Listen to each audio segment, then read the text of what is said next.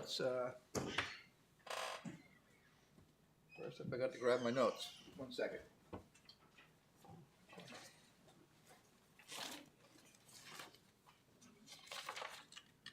I need to come up with a checklist, I think.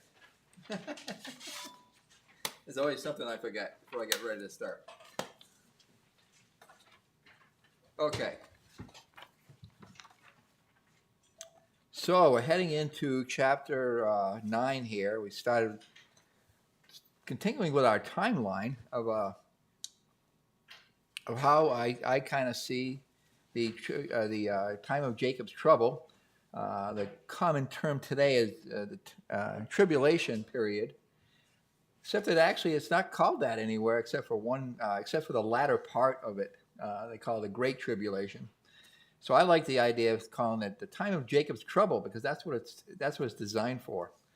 And I try to keep in mind that God set aside this time to try to convince the Jewish nation that the person that we love so dearly, Jesus Christ, who died on the cross for us back in 32 AD or thereabouts, is their Messiah also. And there's going to be a time when the Lord decides that he is going to try to convince them of this, and that's what this time is set aside for.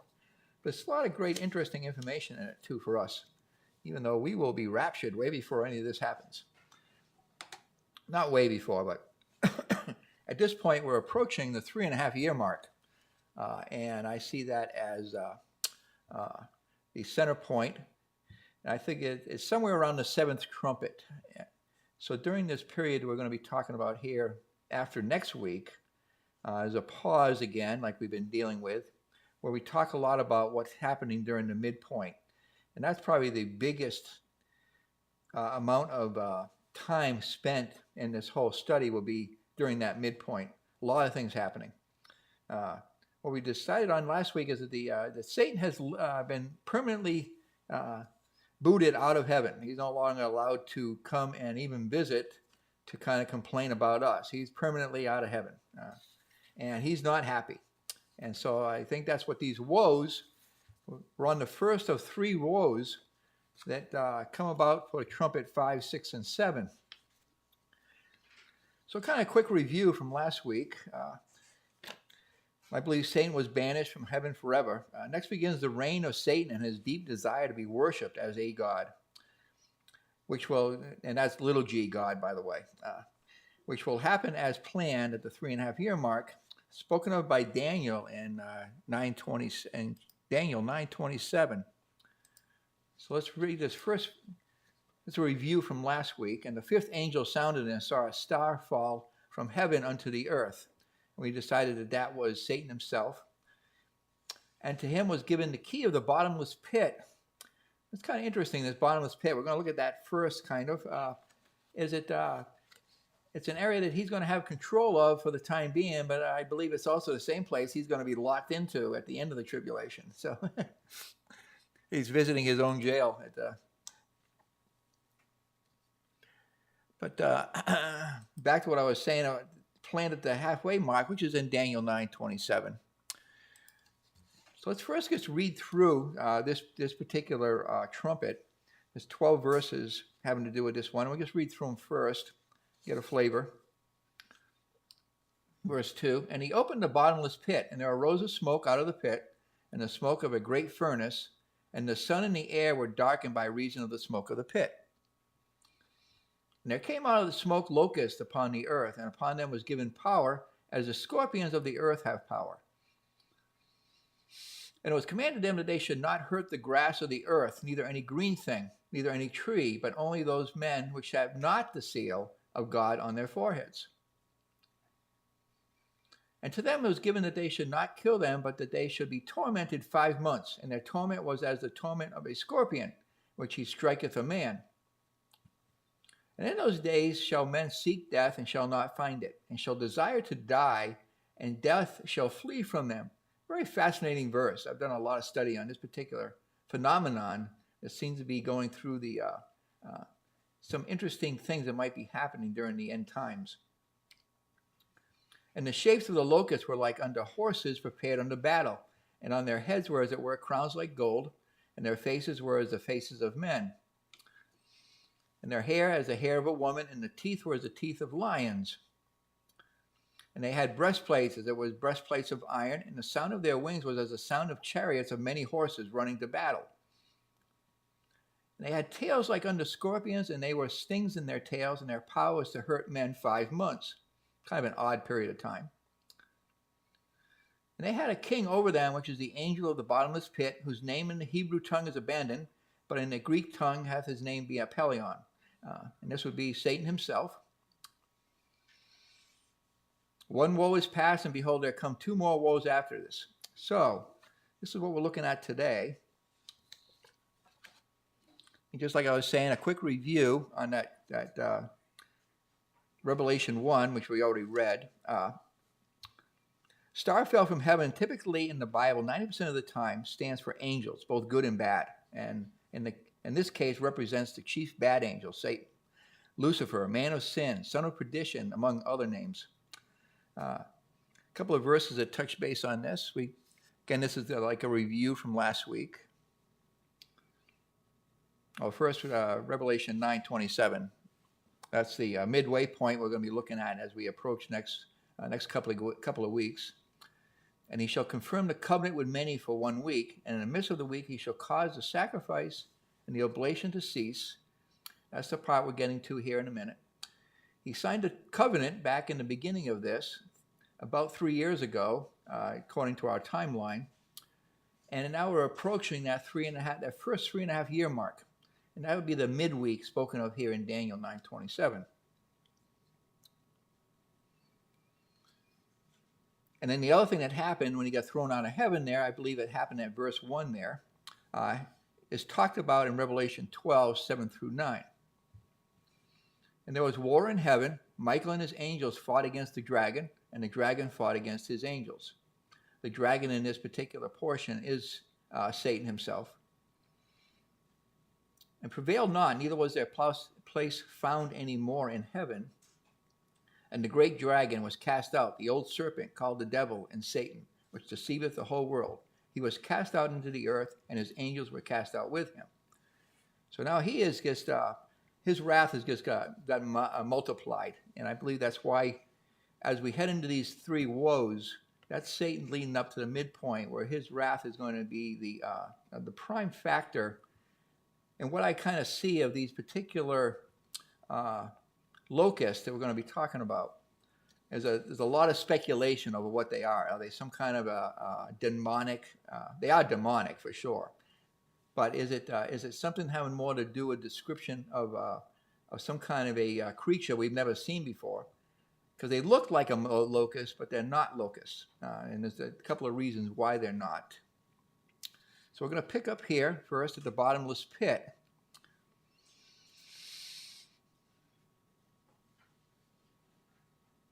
I just finish up this review here. Talking about the Satan and some other verses on the subject in Isaiah 14:12-14. How art thou fallen from heaven, O Lucifer, son of the morning? How art thou cut down to the ground, what didst weaken the nations?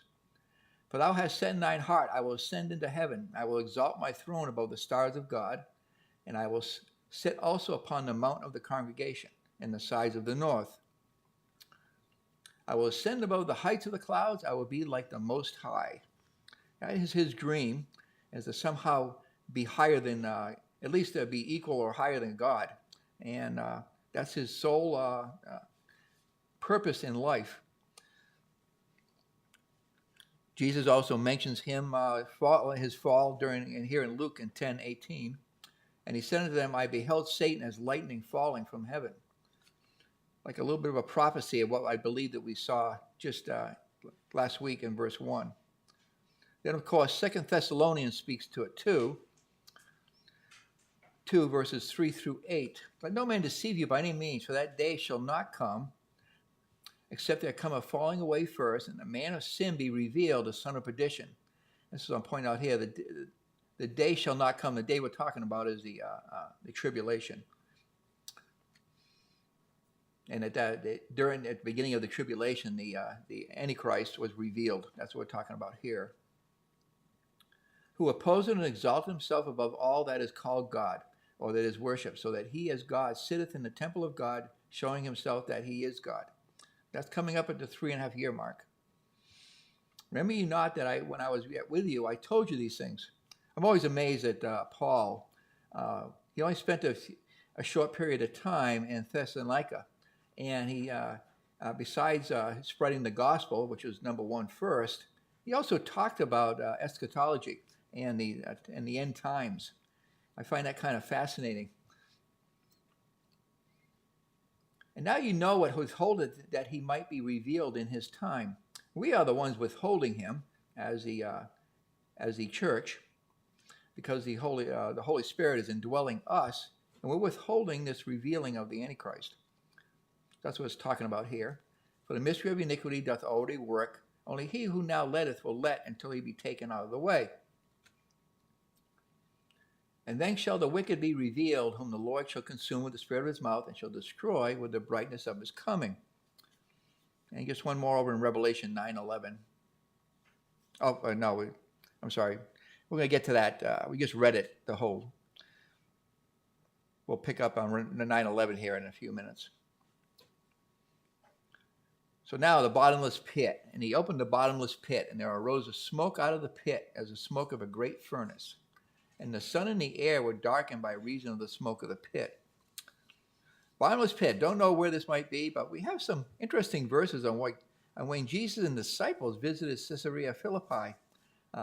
Some people like to think that there's actually a cave up there that some believe that has there seems to be a lot of evil around it. And when Jesus was up there with his disciples, some interesting things happened. And kind of a little speculation, but this might be what they're talking. This could be the entranceway into this pit. Over in Mark 8:27, and Jesus went out and his disciples into the towns of Caesarea Philippi. And by the way, he asked the disciples, saying unto them, whom do men say they are? I'm just pointing out that this chapter, this is where they're at in Caesarea Philippi. Jumping down to verse 12. I'm sorry, jumping down to verse 32.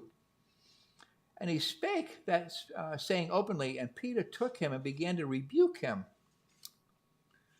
And Jesus here speaking says, but when he had turned around and looked on his disciples, he rebuked Peter, saying, get thee behind me, Satan, for thou savorest not the things that be of God, but the things that be of men. And it's interesting this happened in Caesarea Philippi. And by the way, this particular story is also in Matthew 16. But also jumping to Revelation 2:13 mentions something also. I know thy works and where thou dwellest, even where Satan's seat is, and thou holdest fast my name, and hast not denied my faith, even in those days when Antipas was my faithful martyr, who was slain among you, where Satan dwelleth. So it seems to be that there is some kind of a place that Satan has a place on earth that he dwells. And it could be somewhere located in the northern part of Israel there. Just speculation, kind of interesting, fun stuff to think about. So this probably will be the same pit that Satan will occupy in chains at the end of the 7 years. And that's spoken of in Revelation 20, verse 1 through 3. And I forgot to put it in here. 1 second, I'll put it in here.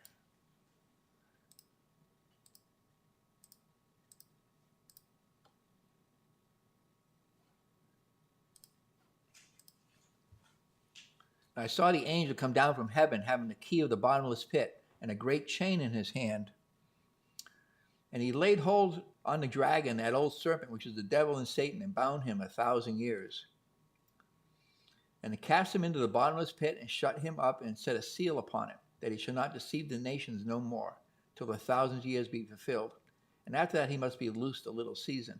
So we know that that's going to be his jail for when we start the Millennium Kingdom. I'm looking forward to that day so much. Okay. Now let's talk about these locusts.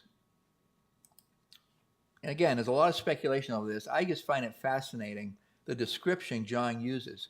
And realize John is sitting there getting a vision. He's not being told anything per se. He's got this vision. He's seeing this stuff. Realize it's 95 AD.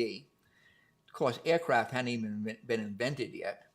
And I'm not saying for sure that it has anything to do with aircraft, but I found it really fascinating that some modern aircraft sounds like what they're talking about. So that's why I threw those pictures in there.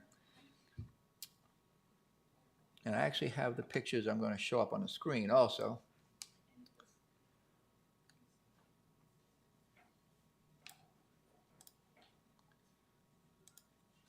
So that's a locust, particularly in the Middle East. And that's what they look like. And I got one here that's actually flying. And there's one that's flying. I find it rather fascinating. So let's talk about locusts a little bit.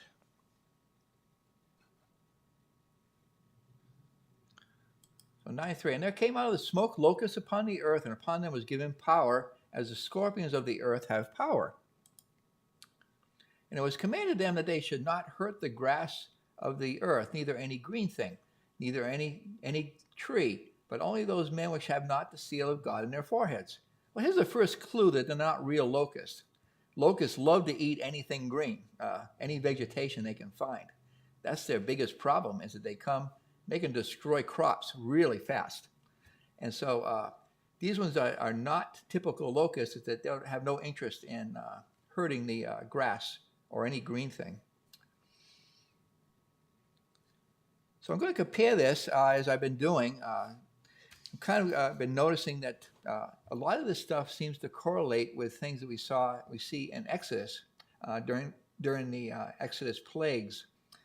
And there is locusts there, but those locusts actually do eat crops. And just to show you the comparison, that's in Exodus 10, 12 through 15.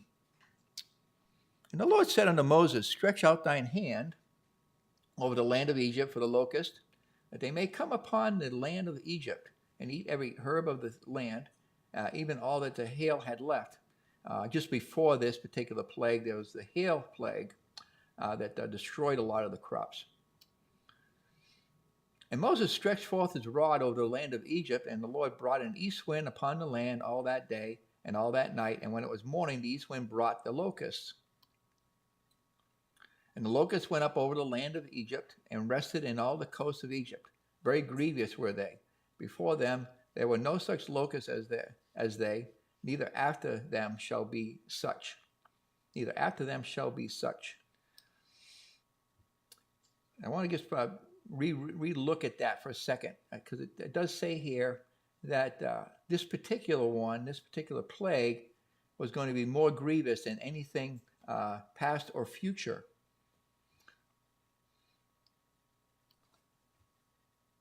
For they covered the face of the whole earth. That's interesting. The whole earth is kind of wondering what Moses meant by that particular term. Was it just the area that he was in, or Europe, or did it mean actually the entire planet? Or is this a little bit of a prophecy going forward of what's going to be happening in the future? Hard to say from the verse, but it's interesting here that he talks about the whole earth and not just Egypt. So that the land was darkened, and they did eat every herb of the land and all the fruit of the trees which the hail had left. And there remained not any green thing in the trees or in the herbs of the field throughout all the land of Egypt. Then he goes back to talking about just the land of Egypt. And the shapes of the locusts were like unto horses. So you can see the face of a locust typically does look a little bit like a horse. Prepared unto battle, though. Now, that's interesting. And on their heads were, as it were, crowns like gold, and their faces were as the faces of men. Well, I wouldn't say that the face of a locust looks like a man necessarily, but I guess maybe if you stretch your imagination a little bit, maybe. So as Joel also talks about this particular period of time. Let's sing Joel 2, and we're going to read verses 1 through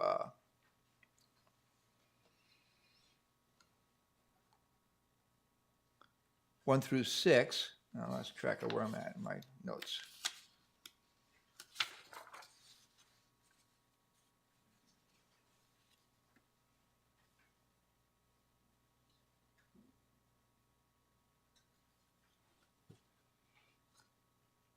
Blow ye the trumpet in Zion, and sound an alarm in my holy mountain. Let all the inhabitants of the land tremble, for the day of the Lord cometh, for is nigh at hand. A day of darkness and of gloominess, a day of clouds and of thick darkness, as the morning spread upon the mountains, a great people and a strong. There hath not been ever the like, neither shall there be any more after it, even to the years of many generations. A fire devoureth before them, and behind them a flame burneth. The land is as a garden of Eden before them, and behind them a desolate wilderness. Yea, and nothing shall escape them. The appearance of them is as the appearance of horses, and as horsemen, so shall they run. Now this is the interesting verse. Is why I kind of lean in a more modern warfare direction. Like the noise of chariots on the tops of mountains shall they leap, like the noise of a flame of fire that devoureth the stubble, as a strong people set in battle array. This is obviously a vision that Joel had also. Before their face the people shall be much pain, all faces shall gather blackness. And they had hair as the hair of a woman. Oh, now we're back to Revelation. So now I want to bring up another picture. And this is what a modern piece of equipment known as an Apache attack helicopter.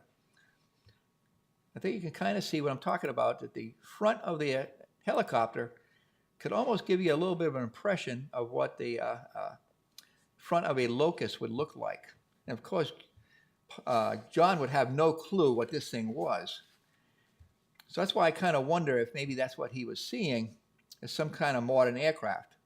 And all the commentaries I read on it go back and forth that it's a possibility, but that we just don't know, and we're not going to be here. That's what most of them say. So again, this is totally speculation, but I just find it fascinating that if you really look closely and look at the legs, the way they droop below a locust, almost looks like the wheels of a helicopter. And it says set in battle array, like it's got all kinds of armament on it, like a horse would have. It was like the old-fashioned horses they used in during the Renaissance, where they had a lot of shields and stuff on the horses. But continuing through reading this, now the hair of the woman, that's a little bit tough to understand, but the only thing I could think about that, and the teeth, a little bit right there, I think when you look up in the front here, this particular front edge might be a little bit like, looking a little bit like teeth. But it also could be symbolic of something more having to do with fierceness. I'm going to show you a verse on that also. On the face of a man, so continuing here.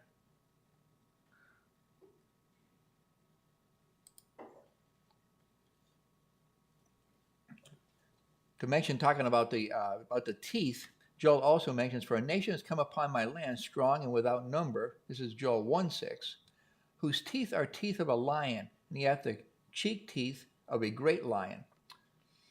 So a nation come upon my land strong, but he references it to the teeth of a lion, like fierceness.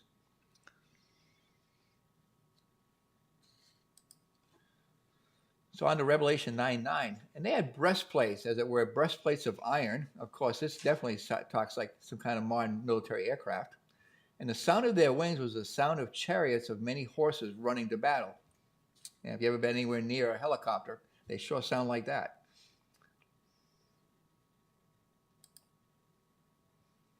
They had tails like unto scorpions. Now this is the part that gets a little tricky. And they were stings in their tails, and their powers to hurt men 5 months. Well, I couldn't help but think about what could on a helicopter be considered something that stings. It does have a tail, and there's a tail rotor that definitely, if you got your hand in it, would cut it off. Could it be just trying to describe what he saw in the tail rudder of a helicopter? Don't know. I'm trying to put myself in John's position, trying to think what he might have been thinking when he saw this.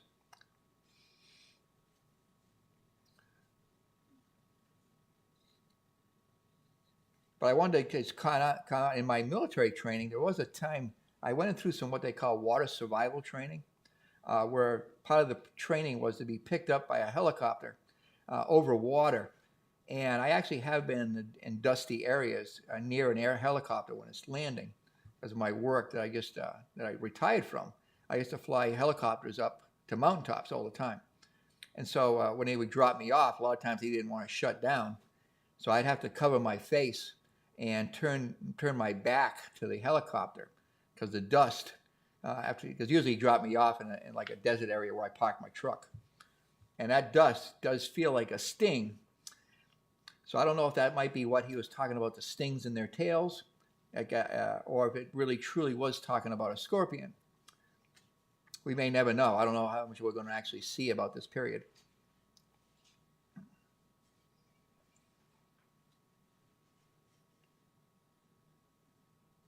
Also, I can see that this is some kind of a war scenario with the use of weapons and an attack by forces of the Antichrist under control of Satan.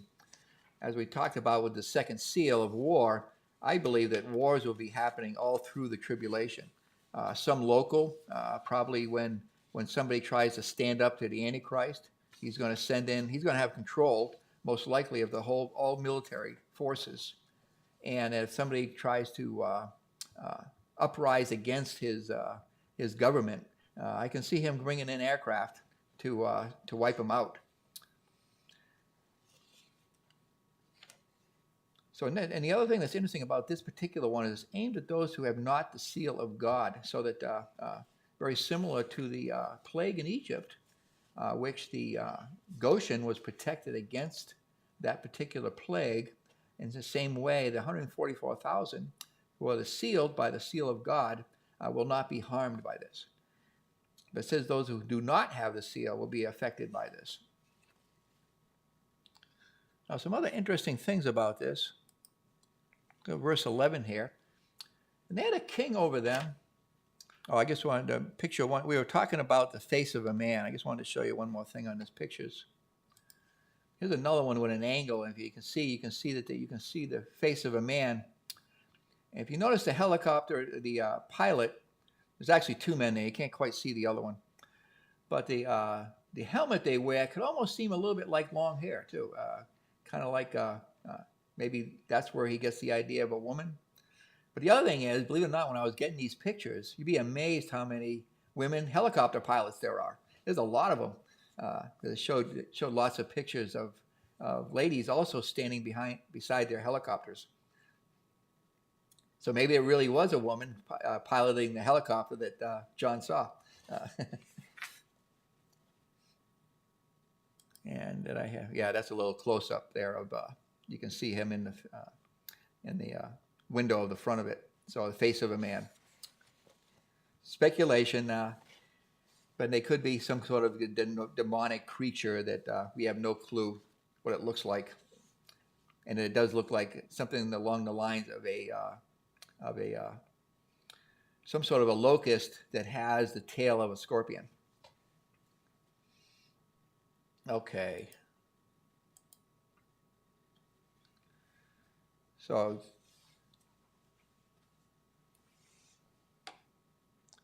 I want to go back to verse 11 here. And they had a king over them, which is the angel of the bottomless pit, whose name in the Hebrew tongue is Abaddon, but in the Greek tongue his name is Apollyon. Now again, both these names are names for Satan. I might want to paint one other thing. They had this particular group of locusts, as John described them, have a king over them. And it's interesting that in Proverbs, they actually have a verse, kind of a strange verse, a little out of context almost, that talks about this. And it's funny how the Holy Spirit kind of had this verse put in there, maybe just to help us to understand that these were no ordinary locusts. Because here in Proverbs 30, verse 27, the locusts have no king, yet they go forth, all of them, by bands. So they must have some way of communicating with each other without any kind of leadership. But in this particular case, back in verse 11 there, that they had a king over them. So again, another clue that these aren't real locusts. And of course, they're demonic. So we talk about a couple of, in Hebrew that means destroyer, by the way. The first one, abandon.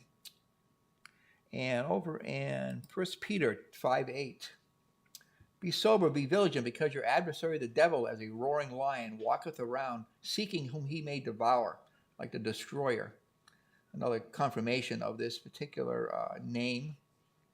And in the Greek, John has something to say about that in John 8:44. Ye are of your father, this is actually Jesus speaking, you are of your father the devil, and the lust of your father ye will do. He was a murderer from the beginning, and abode not in the truth, because there is no truth in him. When he speaketh a lie, he speaketh of his own, for he is a liar and the father of it. So the Greek term there, abandonon, is kind of referring to this particular definition. Okay, continuing here.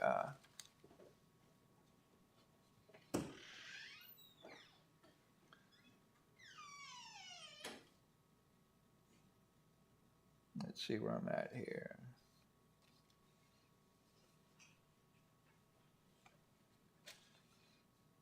So, and Satan himself will lead this army, as talked about during the last week. In Revelation 12, I just wanted to point to these, where it talks about this particular idea of the dragon. And the great dragon, which is Satan, was cast out, the old serpent, called the devil and Satan, which deceiveth the whole world. He was cast out into the earth, and his angels were cast out with him.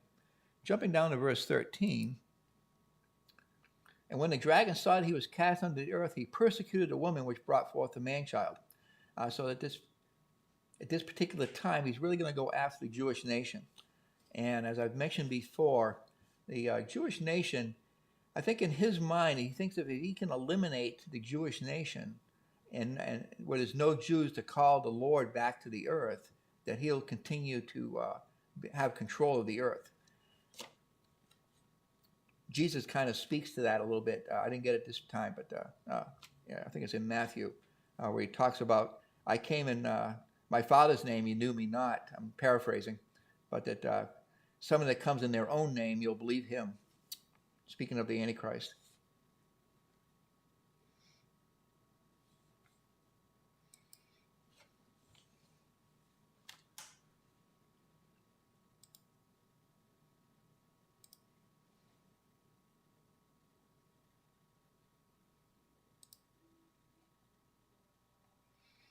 Okay. Now I left verses 5 and 6 for last because I wanted to kind of look at this in a different light. Because of some things it says, that's why I skipped over them. And to them it was given them that they should not kill them, but that they should be tormented 5 months. And the torment was the torment of a scorpion when he striketh a man. And in those days shall men seek death, and shall not find it, and shall desire to die, and death shall flee from them. Very strange verse. I can't imagine how somebody that wants to die can't commit suicide.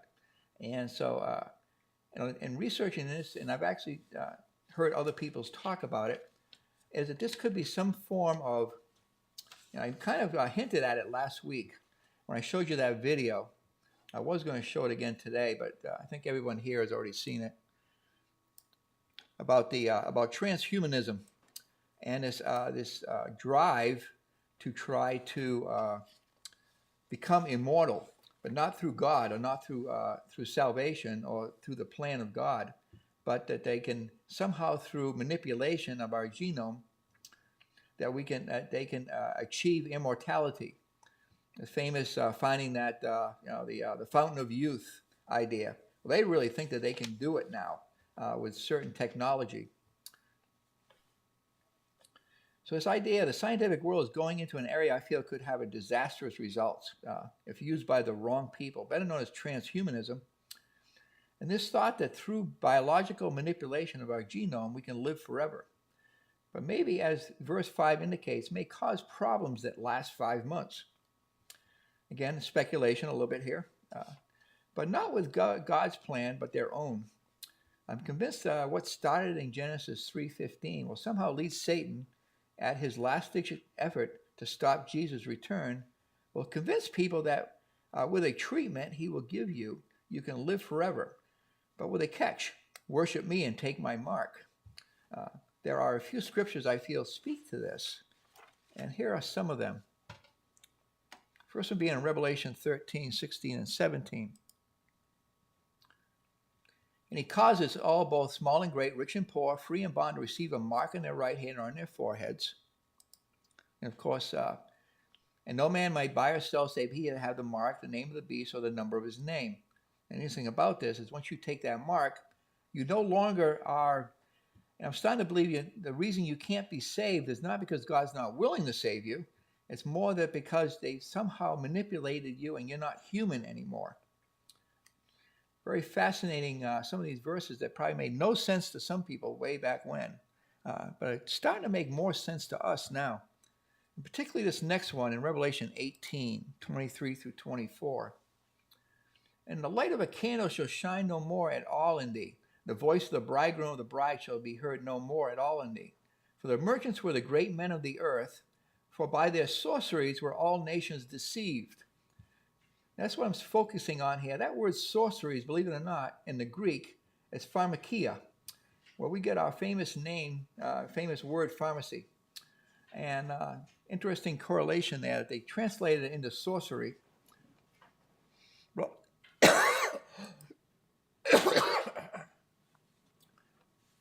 continuing with this verse. And in her was found the blood of prophets and of saints and of all that were slain upon the earth. Somehow this has to do with the blood.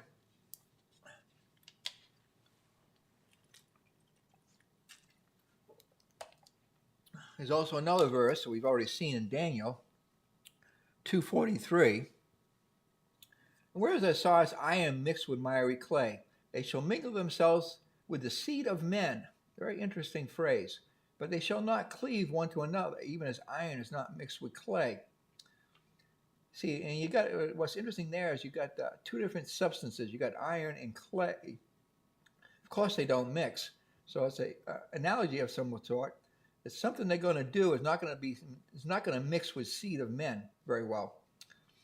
Kind of how I see that verse. And talking about seeking death, in Job 3, 20 through 22, wherefore is light given to him that is in misery, and life unto bitter in soul,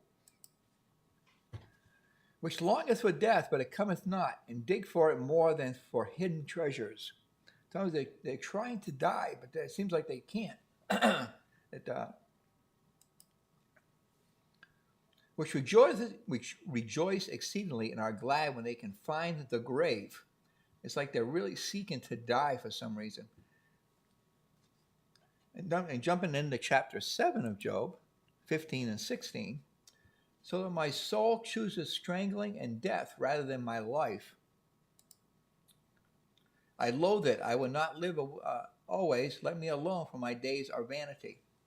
So it's seeking death and can't find it. That's a very interesting term. I'm not sure we'll know the full extent of that unless we're actually in the tribulation, and I don't plan on being there.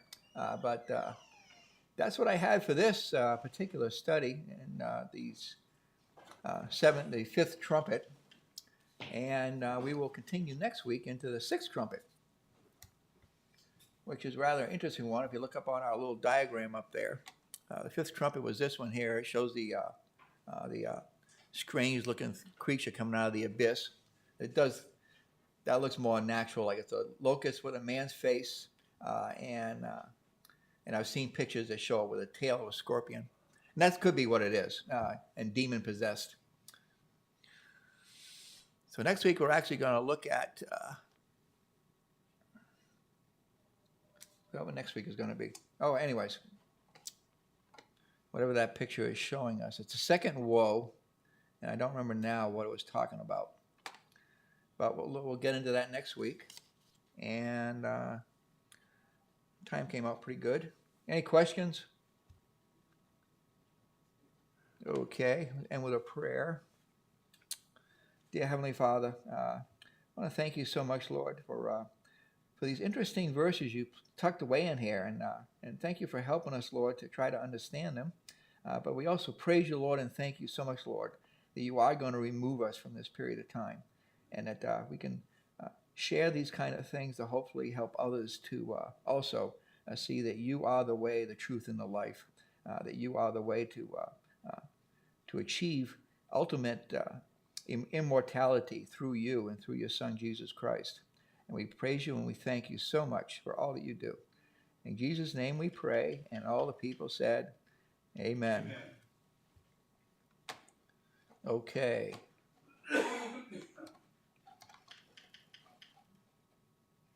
I just lost my cursor. Where'd it go? There it is.